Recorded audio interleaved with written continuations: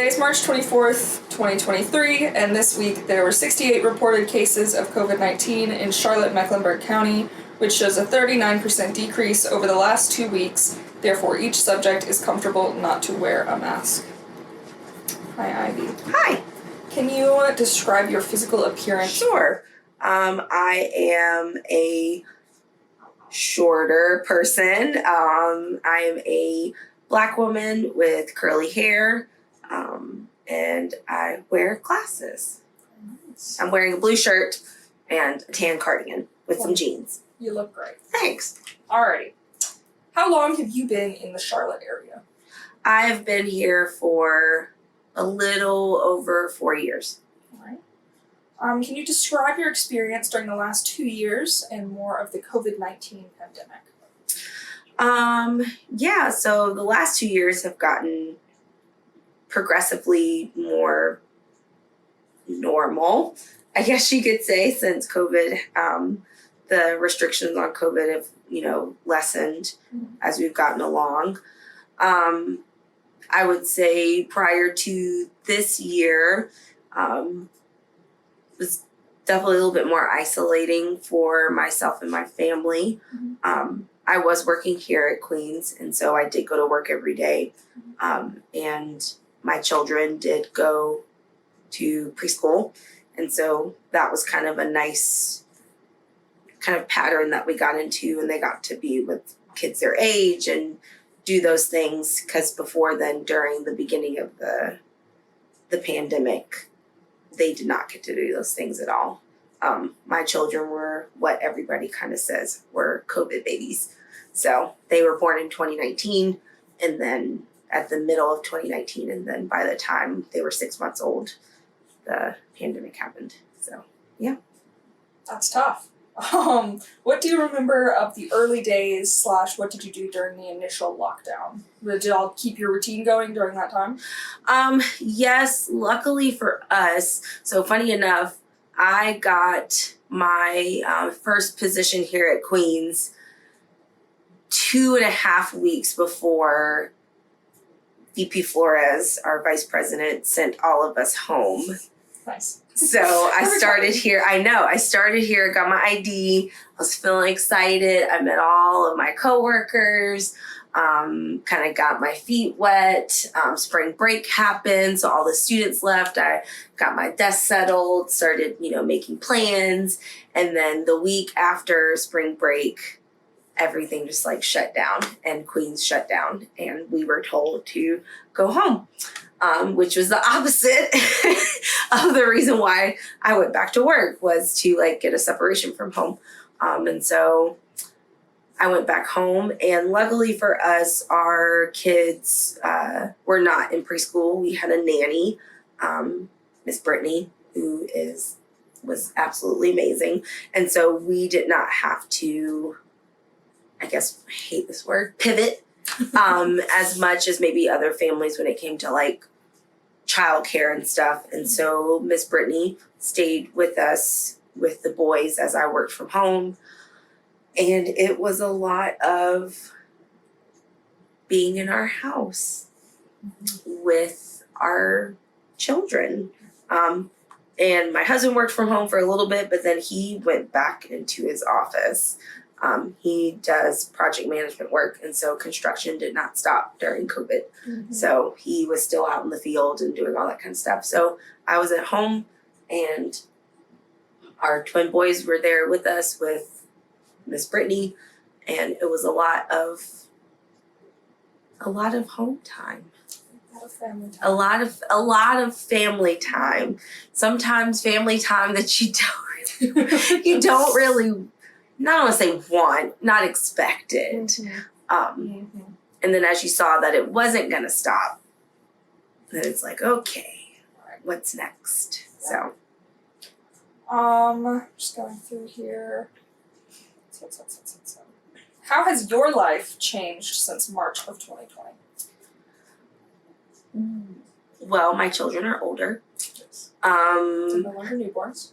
They're no longer newborns. But that's not me. Yeah. My job is different, so I have a different job here at Queens. which is probably, I mean, I hate to say it, it's probably because of the pandemic, and that's unfortunate because the person that did my job previously, I think, became so overwhelmed because of the experience that she had during COVID, which I hate because she was an amazing person, and did not deserve to go through that. And so she ended up leaving and finding another opportunity. And I'm very grateful for her because she still continued to help me as I was navigating through this job. But because of that, then I was promoted to this position. So really that's one of the biggest changes is I'm in this job, which I was not expecting to be in this role in March 2020. I'm in a different house because of the whole house market thing. I don't know, since y'all are in college, if y'all knew. Heard snippets. Yeah, I don't know if you guys heard about the whole crazy house market, but we're in a different house. My husband is in a different job as well. Yeah, just like a very different perspective of how things are and how you spend time with people, I guess. Yeah. So kind of going on, in 2020, you couldn't have predicted you would be in this position right now or in this house that you're in. What do you think moving forward your future will look like because of these experiences?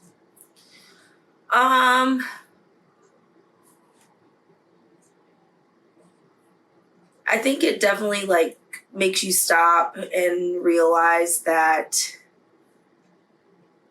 you're not as settled, or things are not as set as you expect them to be. I think we all live in a world where we feel like, oh, this isn't gonna happen. I think everybody expected everyone to just go home for 2 weeks and be back, and that we haven't had a pandemic in over 100 years from that point. And we're a first world country, and so we should be able to handle that kind of stuff. And so I definitely think it puts things in perspective of you really have to be mindful of the world that we live in. I definitely think it puts mental health in a much bigger light. I think a lot of people struggled with mental health and that separation, and just kind of navigating something that was so isolating. Because yes, you're with your family and you're with your kids, you're with your husband, and you spend all this time together, but that is also very taxing and emotionally taxing. I just had my children, so I was definitely struggling with a lot of postpartum depression. And so, funny enough, I didn't know where postpartum stopped, and then the mental and emotional strain that COVID had started. Where did that line begin and end? And so I think it definitely put a much bigger light on how things like this, how mental health really affects people.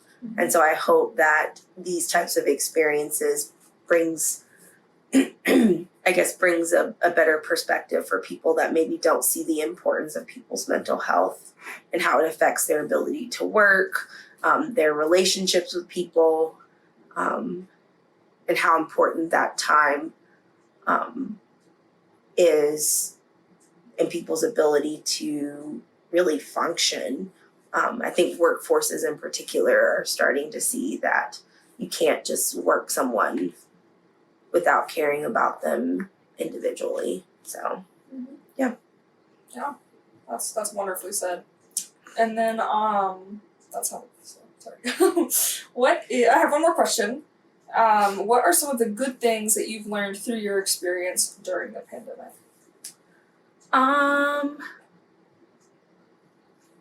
Good things. People need to wash their hands more. People don't wash their hands.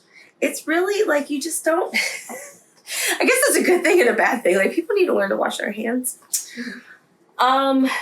people care about people a lot more than you probably imagine.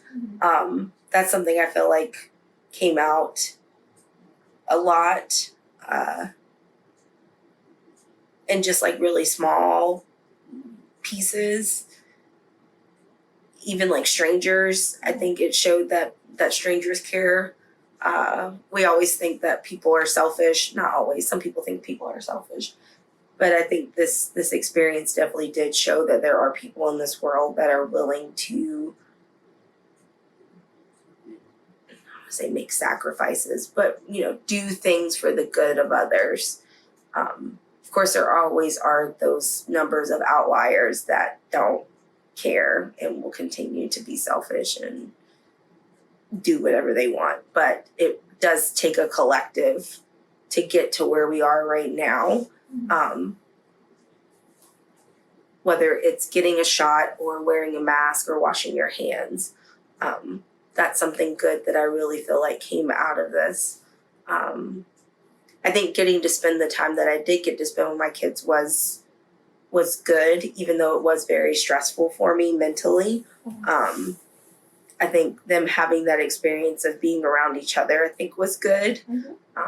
And then kicking them into preschool was good too, because they needed that, like, other children experience. But I was very grateful for that time that I did get to have with them. So I did get to work, but also did get to see them at the same time. Yeah, those are things. Very nice. Well, thank you so much for participating in this interview. You're welcome. I really enjoyed getting to chat with you. Of course.